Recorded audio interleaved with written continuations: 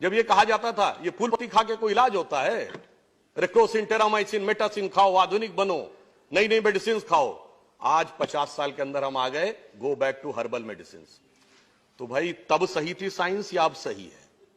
हम तो तब भी वही थे, आज भी वही हैं, आप बदल गए हैं और इस बदलाव को अब हमें विश्व को स्वीकार करवाने की आवश्यकता है, बजाय इसके कि हम उनके हिसाब से अपनी व्याख्या करने का प्रयास करें। अब मैं एक अन्य उदाहरण आपके ध्यान में डालना चाहूंगा औषधियों के बारे में।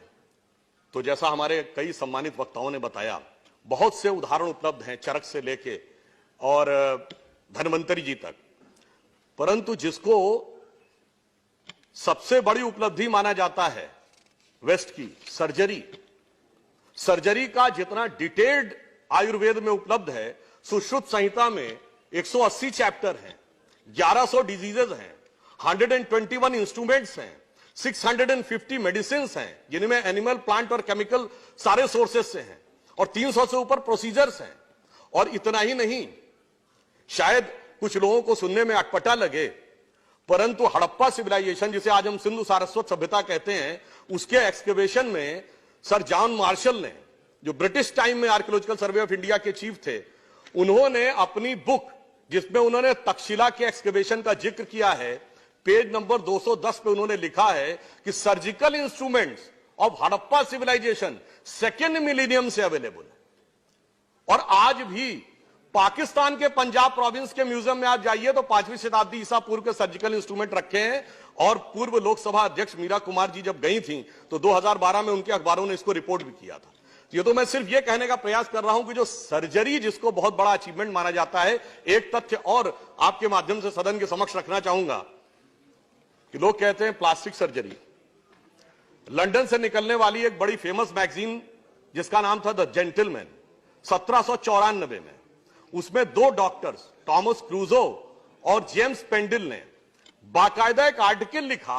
उसमें क्या लिखा कि भारत के पुणे में, यह लंदन में छपी हुई मैगजीन है, 1794, और वो लिख रहे हैं भारत के पुणे में 1793 में एक व्यक्ति की नाक कट गई थी और उस नाक को जोड़ने की प्रक्रिया उन्होंने देखी आयुर्वेदिक सिस्टम से, and that was successfully done. ये उन्होंने रिसर्च पेपर पब्लिश किया।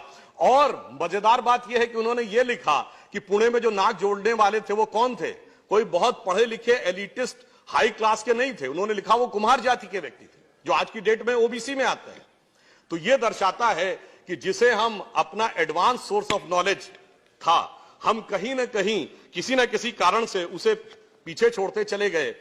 और सिर्फ यह भी एक कहना चाहूंगा, आयुर्वेद कोई सेपरेट सब्जेक्ट नहीं था जिसको वो मेडिसिन साइंस से रिलेट करते हैं।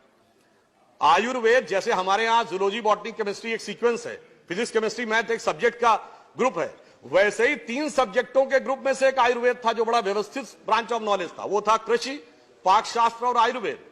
कृषि मीन्स हाउ टू ग्रो, पाकशास्त्र means how to cook, and आयुर्वेद means how to get the medicinal values. और उन सारी वैल्यूज को हम अच्छी तरीके से समझें, और यदि हम उन चीजों को समझ पाए तो आज एक और चीज में हमें बहुत लाभ मिलेगी। इस स्ट्रक्चर मैकेनिज्म सरकार लाई है। आज इंटेलेक्चुअल प्रॉपर्टी को लेकर बहुत सारे विवाद हैं। यदि आयुर्वेद के ग्रंथ हमारे प्रभावी स्थिति में थे, उन्होंने हमें नीम के पेटेंट से, हल्दी के पेटेंट से, तुलसी के पेटेंट में मदद की, मगर आज तक भारत सिर्फ प्रतिक्रियात्मक रहा कि जब दूसरे ने पेटेंट कराया तब हम जाकर खड़े हुए, नहीं जी ये तो हमारा है। यदि हम यह प्रभावी मैकेनिज्म जो सरकार ने बनाया है, इसके द्वारा हम अब प्रोएक्टिव होकर कह सकते हैं कि ये सारे पेटेंट्स हमारे हैं, तो ट्रेड रिलेटेड इंटेलेक्चुअल प्रॉपर्टी में भी आप समझ लीजिए इसका एक बहुत अच्छा लाभ हमें फ्यूचर में मिलने वाला है। और उसके साथ ये हो रहा है। और अंत में मैं ये कहना चाहूंगा कि बहुत सी ऐसी दवाएं हैं जिसकी तरफ अगर हम ध्यान दें तो अगर हम केवल उनका साइंटिफिक नाम पढ़ लें तो हमें बहुत कुछ आसानी से समझ में आ जाता है। जैसे हृदय के लिए अर्जुन होता है, आप अर्जुनारिष्ट और अर्जुनासव आपने सुना होगा। यदि आपने केवल उसकी बोतल देख ली हो तो उसकी बोतल पे उसका साइंटिफिक नाम क्या लिखा है? टर्मिनेलिया अर्जुना। वो हार्ट के लिए प्रूवन है, and the name is Terminalia arjuna. तो ये अपने आप में इस बात को दर्शाता है कि जो हम कह रहे थे, अब छोटी सी बात, कॉमन भाषा में तुलसी के लिए होली बेसिल शब्द प्रयोग होता है। अब होली शब्द तो अंग्रेजी ने दिया है ना, हमने तो नहीं दिया है। फिर भी कहीं ना कहीं यह स्वीकारोक्ति है कि इसके अंदर कुछ महत्वपूर्ण चीज है। उदाहरण के लिए जिन जिन वनस्पतियों को हमारे यहां स्वास्थ्य की दृष्टि से और पूजा की दृष्टि से भी महत्वपूर्ण माना गया, पीपल का वृक्ष,